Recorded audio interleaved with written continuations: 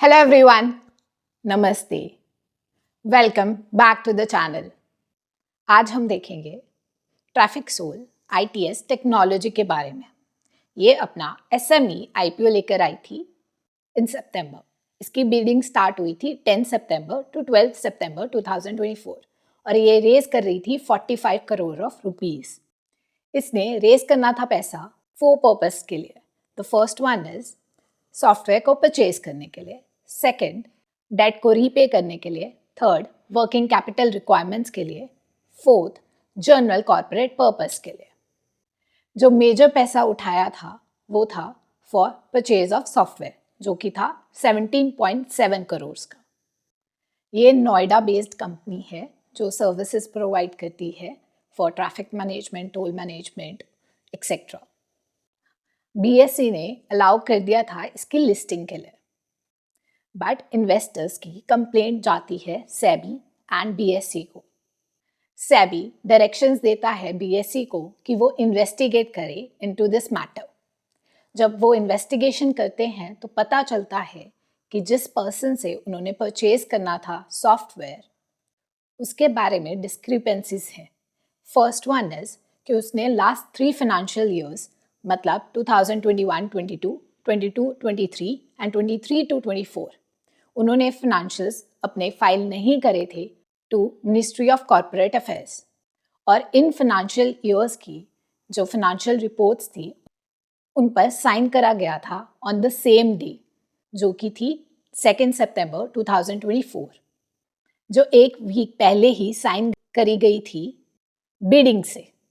इससे पहले जो उन्होंने फाइनेंशियल्स अपने सबमिट करे थे उसमें उन्होंने अपना रेवेन्यू नील दिखाया था।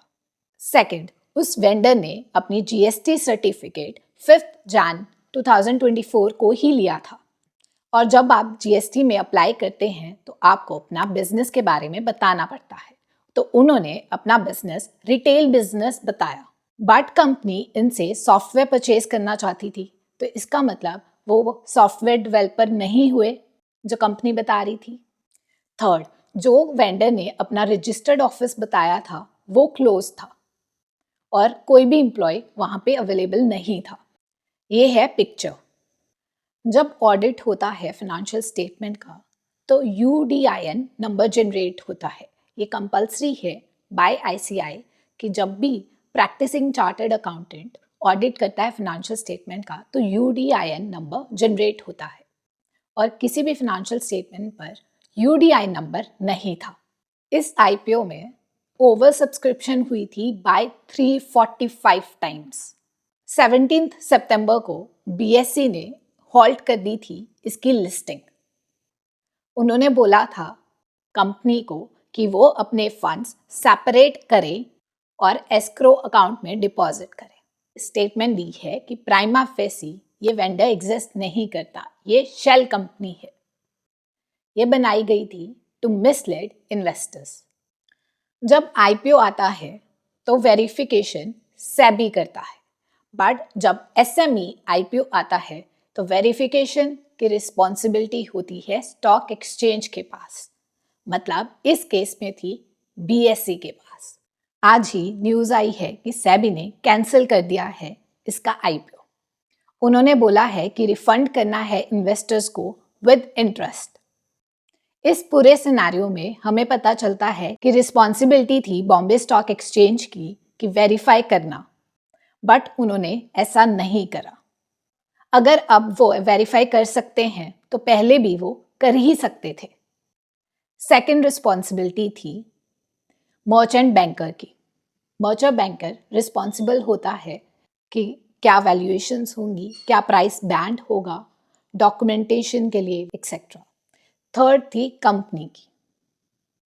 जब भी आप इन्वेस्ट करें, चाहे वो मेन बोर्ड IPO हो या SME IPO हो, आपको प्रॉपर एनालिसिस करने के बाद इन्वेस्ट करना चाहिए। जो आप लिस्टिंग गेन्स के पीछे भागते हैं और इन्वेस्ट कर देते हैं और आप सिर्फ चेक करते हैं GMP यूजुअली बहुत हाई दिखाता है। GMP नहीं बताता कि कंपनी कैसी है, अच्छी है या बुरी है, उसके फाइनेंशियल्स कैसे हैं, उनकी मैनेजमेंट कैसी है। इसमें फ्रॉड पता चल गया। इसलिए इन्वेस्टर्स का पैसा वापस हो जाएगा। बट अगर फ्रॉड ना पता चले तो क्या होगा? आपके शेयर प्राइस का पैसा फॉल हो जाएगा, जो आपकी इन्वेस्टमेंट वैल्यू थी वो गिर जाएगी, आप लूज कर दोगे अपना हार्ड एंड मनी।